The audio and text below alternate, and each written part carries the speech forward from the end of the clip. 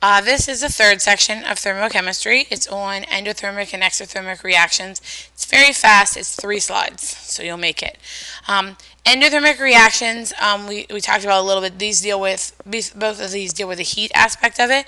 Endothermic reactions means that the system gains heat, and this is hard for you because what happens is we see everything kind of reversed. Like we have the system and then we're on the outside looking in. So what you have to think about with endothermic and exothermic is we're kind of seeing the opposite occur. So you want to think of endo is into. What happens is the system gains energy, which means that the surroundings, which is where we live, actually gets colder. So the temperature of the surroundings gets colder. So like ice melting is endothermic because it's taking heat from your hand and your hand actually gets cold. But the heat is leaving your hot hand into the ice. But for the actual system, the Q is positive. So it's kind of weird because you're seeing the mirror image of what's occurring. The energy diagram that you can draw from this, you have potential energy on your y-axis, your reaction on the x. You have your reactants happening. They are lower than your products. You always have a bump on any chemical reaction diagram, and that's your activation energy. You can see that for endothermic reactions, the activation energy is pretty high. At the very top here, you have what's called the activated complex, when your chemicals are neither a reactant or a product. And then over here, you have your products. This line over here, it's kind of hard to see. Let me see if I can draw it better. If you start where your reactants are and you go up, you can see that's how much energy you're absorbing. This is the amount. So on a real graph, you would actually be able to read this like you did yesterday on your POGL. Like you would have, this would be 60, this would be 100. And you would be able to say, oh, it gained 40 kilojoules of energy or whatever.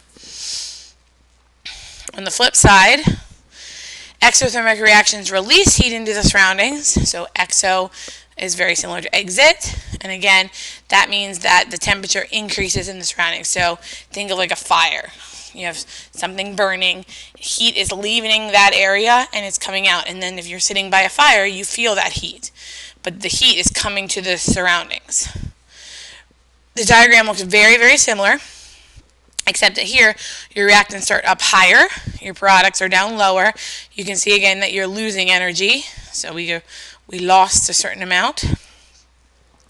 You still have your activated complex, you still have your activation energy, but you can see here that it's typically, exothermic reactions are typically have a lower activation energy, and honestly, most of the time, their exothermic reactions are more common because they're more favorable chemically, and that has to do with an equation we're going to look at later called Gibbs. But basically, it's taking into account like what is better for the universe, and typically exothermic reactions are more favorable and they happen more often.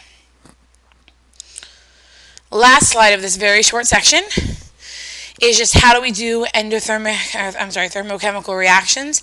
And this is just a chemical equation where you actually include the heat.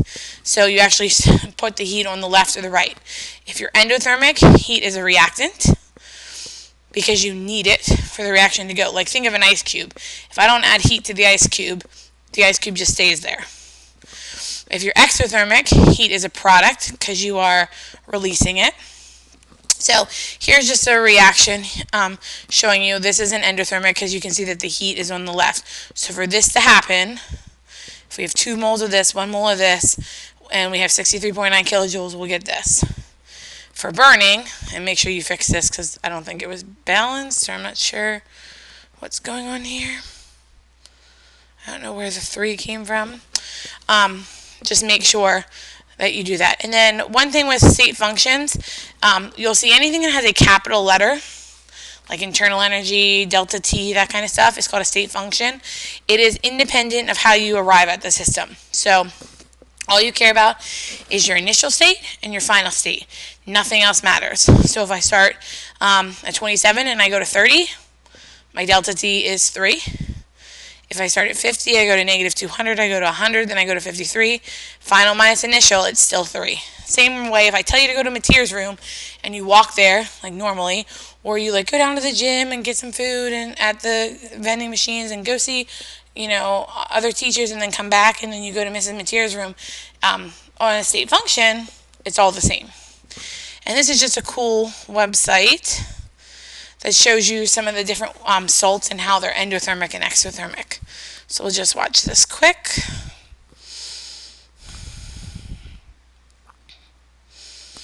Okay, so we're going to use the most amount of our chemical, just because it's more fun that way.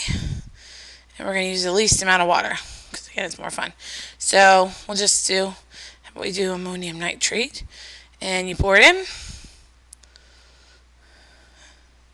I'm pretty sure this is the one you guys did yesterday, so you should know already that it is, the temperature decreases, since the water is technically, like it's taking heat into the water. That means that it's an endothermic reaction, and you can see that our temperature change was negative for the water. If we pick something else, let's do sugar. This one's going to be depressing for you. Boring old sugar. He doesn't do anything. Poor guy.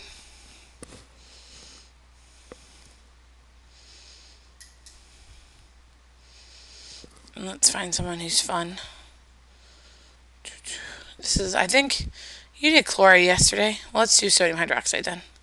I think you did that yesterday. So here's good old sodium hydroxide. Sodium hydroxide is a very exothermic reaction. So you can see they're pouring it in. Your temperature goes high up very fast. This is why when you make sodium hydroxide solutions, you have to be careful. And you can see this guy even went off the chart because he gets so hot so fast. So whenever you make solutions of bases, strong bases, you do have to be careful. Because look, we hit a temperature change of 50 degrees Celsius. So that would definitely start being able to make you feel a little toasty. So make sure you know the difference between exo and endo, and how do we write thermochemical reactions.